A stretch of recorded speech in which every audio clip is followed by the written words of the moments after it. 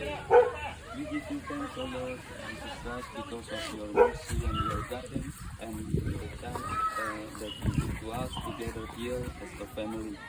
We give you thanks and for the food that you have prepared for us.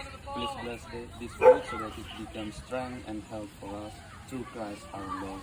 Amen. In the name of the Father, and the Son, and the Holy Spirit. Amen.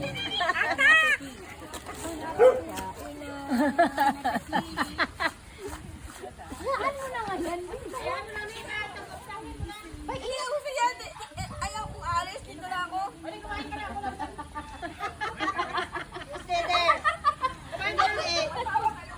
Kumain ka na, kumain. Hindi magkaunang. Sabi, kausapin mo kasi.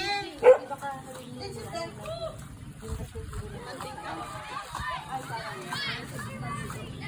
Ay,